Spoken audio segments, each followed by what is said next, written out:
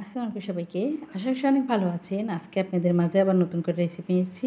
আজকে আপনাদের আমি লাউ দিয়ে চিংড়ি মাছ রান্না করে দেখাবো। এর এখানে নিয়েছি আমি একটা লাউ কেটে নিয়েছি। লাউটা কিন্তু আমি ধুয়ে পরিষ্কার করে নিয়েছি। এখন রান্না করতে চলে আসলাম। দিয়ে দিচ্ছি আমি একটা কড়াই বসিয়ে তেল দিয়ে দিলাম আধা কাপের মতন। তেল দেওয়ার পরে এখানে আমি দিয়ে দিচ্ছি পেঁয়াজ কুচি। পেঁয়াজ কুচিটা যখন অল্প ভেজে যাবে তখন দিয়ে দিচ্ছি আমি এখানে চিংড়ি মাছ।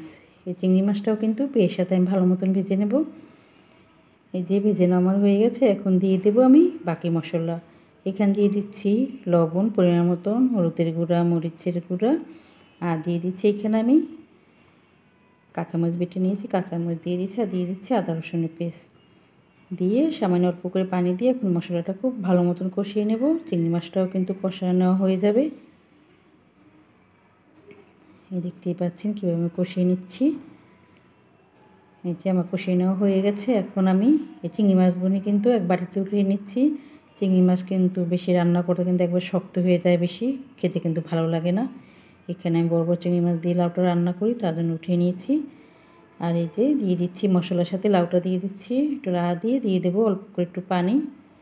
এই যে এখন অল্প করে একটু পানি দিয়ে দিচ্ছি। আমি আর কিন্তু এই লাউয়ে আর পানি দেবো না, এই লাউয়ে কিন্তু ঝোল বানিয়ে নেব। দেখতেই পাচ্ছেন লাউটা কিন্তু আমার সুন্দর সেদ্ধ হয়ে গেছে। এই যে দিয়ে দিচ্ছি টমেটো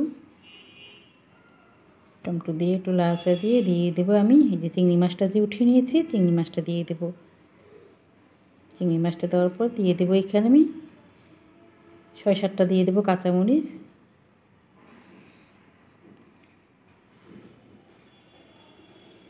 যে এখানে আমি কাঁচামরিচটা দেওয়া হয়ে গেলে দিয়ে দেবো ধনেপাতা কুচি। আমি যেভাবে লাউটা রান্না করেছি একবার হলো কিন্তু লাউটা এভাবে রান্না করে খেয়ে দেখেন, খেতে কিন্তু খুব ভালো লাগবে, সবাই পছন্দ করে খাবে। আর কেমন হয়েছে অবশ্যই কিন্তু কমেন্টের মাধ্যমে জানাবেন। আর শুরু করার আগে একটা লাইক দিতে ভুলবেন না। সবাইকে অসংখ্য ধন্যবাদ আমার এই লাউয়ের রেসিপিটা দেখার জন্য। এই দেখতেই পাচ্ছেন লাউটা কিন্তু আমার রান্না করা রেডি। সবাই ভালো থাকবেন, সুস্থ থাকবেন। আল্লাহ হাফেজ। নতুন ভিডিওর জন্য অপেক্ষা করবেন।